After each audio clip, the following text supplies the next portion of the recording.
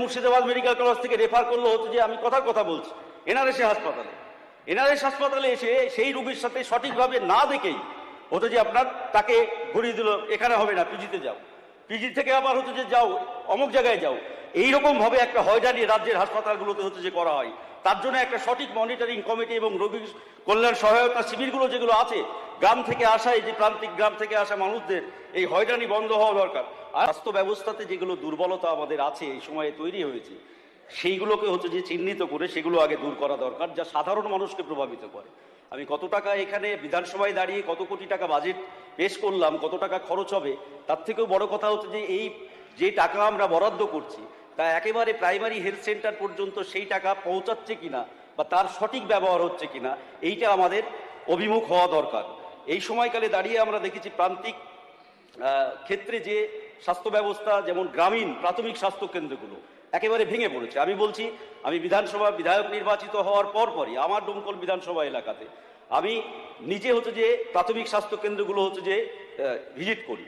হঠাৎ করে একটা প্রাথমিক স্বাস্থ্য কেন্দ্রে হচ্ছে যে গড়াইমারি প্রাথমিক স্বাস্থ্য কেন্দ্র, ডোমকল বিধানসভা, সেখানে গিয়েছি আমি 11টা সাড়ে 11টার সময়। তারপরে দেখছি দুজন ডাক্তার খাতায় কলমে হচ্ছে যে আছে, 12টা পর্যন্ত আসে না এবং হচ্ছে যে দেখা যাচ্ছে এই ধরনের। আমি বলছি যে এগুলো একটা উদাহরণ। এইরকম আমার মনে হয় রাজ্যের প্রায় প্রাথমিক স্বাস্থ্য কেন্দ্রগুলোতে দেখা যাচ্ছে ডাক্তার খাতা কলমে আছে, কিন্তু তারা শহরে বসে প্র্যাকটিস করছে অথবা দাঁড়িয়ে সেখানে ডিউটি করছে না। এই ধরনের হচ্ছে যে সমস্যা, যা সাধারণ মানুষকে প্রভাবিত করে, এগুলো আমাদের দেখা দরকার। দীর্ঘদিন ধরে হচ্ছে যে এই যে স্বাস্থ্য ব্যবস্থাতে আপনার ঘুঘুর ভাষা যেটাকে বলে গ্রামীণ ভাষা, দীর্ঘদিন ধরে একই এজেন্সি মারফত এই যে খাবার দাবার, আমরা রাজ্য সরকার এবারে অনেকটা বাড়িয়েছেন রোগীদের প্রতি বরাদ্দ, কিন্তু দেখা যাচ্ছে সেই খাবারের ক্ষেত্রে যারা যে সমস্ত এজেন্সিগুলো হচ্ছে যে ওখানে খাবার সাপ্লাই করে, সেই সমস্ত এজেন্সিগুলো দীর্ঘদিন ধরে হচ্ছে যে ওখানে একটা নেক্সাস তৈরি হয়েছে কিনা, এইটা আমাদের নজরদারিতে হচ্ছে যে আনা দরকার। একই রকমভাবে গত সরকার, রাজ্য সরকার হচ্ছে যে বিভিন্ন কোম্পানিকে দেখবেন, গ্লোবাল কোম্পানি দ্বারা হচ্ছে যে আপনার রাজ্যের স্বাস্থ্য ব্যবস্থার সিকিউরিটিগুলোকে হচ্ছে যে নিয়ন্ত্রণ করা হয়। তাহলে সেই সিকিউরিটি ওই কোম্পানিগুলো যাদেরকে সাব ডিভিশন হাসপাতালে যে সমস্ত লোক নিয়োগ করা আছে, সেই লোকগুলো গত আগের বছরে দেখা যাচ্ছে কোনো এমএলএর খুব কাছের লোক অথবা কোনো মন্ত্রীর খুব হতো যে কাছের লোক, তারা নিয়োগপ্রাপ্ত হয়েছে।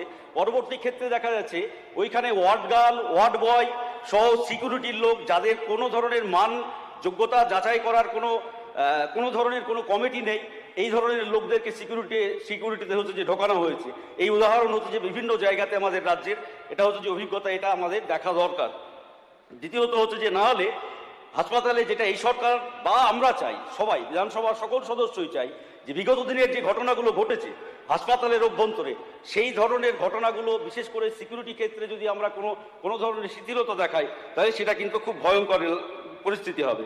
আমার বিধানসভা এলাকায় মাননীয় স্পিকার একটা সাব ডিভিশন হাসপাতাল আছে, কিন্তু সেই হাসপাতালে দেখা যাচ্ছে আরও একটা সমস্যা, যেটা সাধারণভাবে আমাদের মাননীয় স্বাস্থ্যমন্ত্রী এই বিষয়টাকে অ্যাড্রেস করেছেন, কিন্তু মিডিয়াতে, আমি বলছি যে এটা শুধু মিডিয়াতে বা হচ্ছে যে বাইরে বক্তৃতাতে আমরা জনপ্রিয়তা অর্জন করার জন্য বললে হবে না।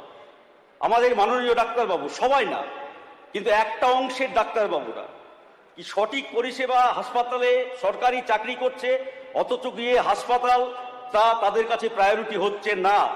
এরকম উদাহরণ আছে, আপনি আমি নিজে আমার হাসপাতালে, সাব ডিভিশন হাসপাতালে আমার চোখের একটা সমস্যা হয়েছে।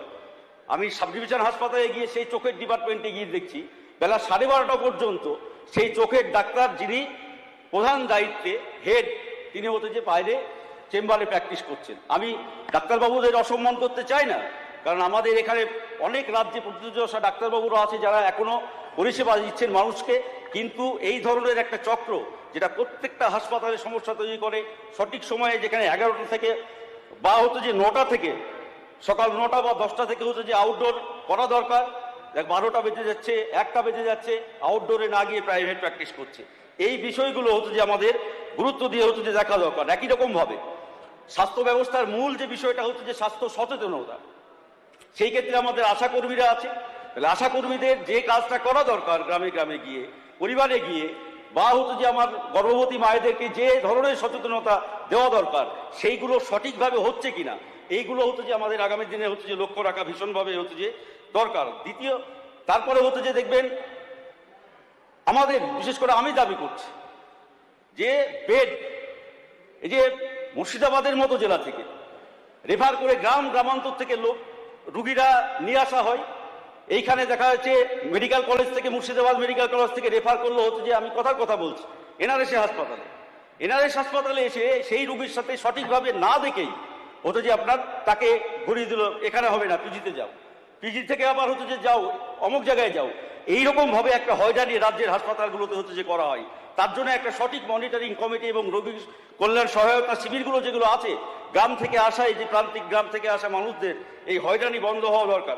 আর একটা মারাত্মক প্রবণতা যে হাসপাতালগুলোতে তৈরি হয়েছে, সেটা হচ্ছে যে সাবডিভিশন হাসপাতাল, বেড আছে, ফাঁকা বেড পড়ে আছে। আমি বলছি যে দমকলেই আমরা সেদিন সিএমওএস সাহেবকে নিয়ে একটা 20 সদস্যের টিম সহ আমি থেকে ভিজিট করছি, সমস্ত ডিপার্টমেন্টকে হচ্ছে যে সিএমওএস সাহেব একের পর এক জিজ্ঞাসা করছে। দেখা যাচ্ছে এই প্রবণতা দেখা গেল সেখানে দাঁড়িয়ে এমার্জেন্সিতে রুগী আসার পর শুধুমাত্র 1 মিনিটের মধ্যেই আবার তাকে এমার্জেন্সি থেকেই রেফার, অথচ হাসপাতালের ভিতরে বেড আছে, তাকে ভর্তি করা, 1 ঘন্টা অবজারভেশনে রাখা বা 1-1.5 ঘন্টা দেখা, এসবের কোনো বালাই নেই।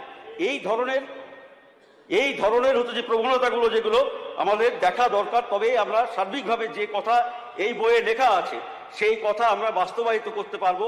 আমাদের যে উদ্দেশ্য, তার সাথে সাথে আয়ুর্বেদিক, হোমিওপ্যাথি চিকিৎসা, এগুলোকে হচ্ছে যে আমাদের ভীষণভাবে গুরুত্ব দেওয়া দরকার।